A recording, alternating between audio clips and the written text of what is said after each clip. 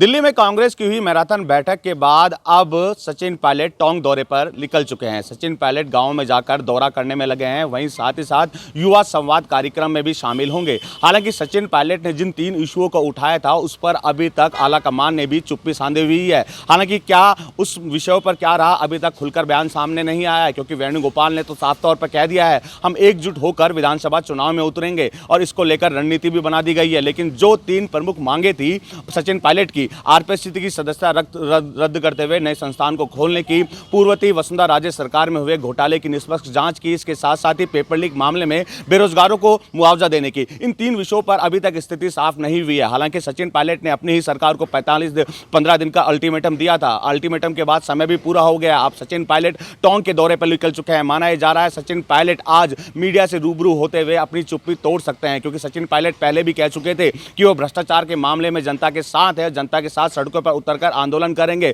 जब तक इस पूरे मामले की निष्पक्ष जांच नहीं होती है। सचिन पायलट ने तो हालांकि दिल्ली में अपना बयान नहीं दिया। दोनों ही, चाहे वो मुख्यमंत्री अशोक गहलोत हो, सचिन पायलट हो, वेणुगोपाल के दाएं और बाएं खड़े रहे और मुस्कुराते रहे। लेकिन क्या इस मुस्कुराहट में ये छुपा हुआ है कि सब कुछ खत्म हो चुका है? क्योंकि इससे पहले भी वेणुगोपाल जो है राजधानी जयपुर आए थे, उस वक्त भी उन्होंने कहा था कि सब कुछ खत्म हो चुका है। लेकिन विधानसभा चुनाव पास आते आते कलह इस तरह बढ़ गई कि सचिन पायलट ने अपनी ही सरकार के खिलाफ मोर्चा खोल दिया। पहले अनशन किया, उसके बाद जनसंघर्ष यात्रा निकाली और जयपुर में सभा को संबोधित करते हुए सचिन पायलट और उनके समर्थित विधायकों ने अपनी सरकार और मुख्यमंत्री पर हमला बोला। ये हमला तो हालांकि शांत होने के संकेत मिल रहे हैं। क्या हमला शांत हुआ है? सचिन पायलट को मना लिया गया है? क्या कुछ मंथन किया? क्योंकि 2 घंटे सचिन पायलट के साथ, 2 घंटे अशोक गहलोत के साथ आलाकमान की ओर से 1 to 1 चर्चाएं की गई थी।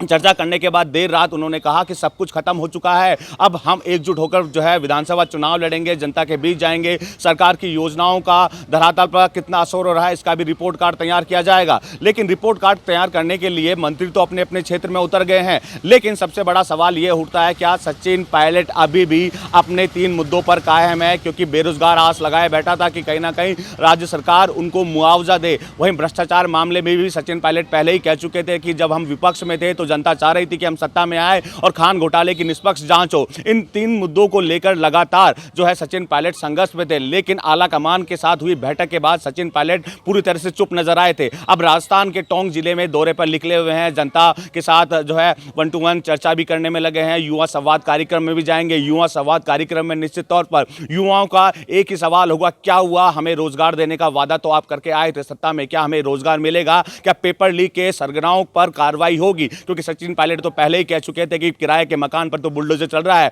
लेकिन जो आरपीएससी का जो सदस्य है बाबूलाल कटारा, उस पर किसी तरह की कार्रवाई नहीं हो रही है। बाबूलाल कटारा को कौन लेकर आया, इसकी भी निष्पक्ष जांच होनी चाहिए। सचिन पायलट के आज के दौरे पर कई सियासी मायने निकाले जा रहे हैं, लेकिन क्या सचिन पायलट आज अपनी चुप्पी तोड़ेंगे, ये भी देखने वाली बात होगी। वसंत पांडे, TV9 जयपुर।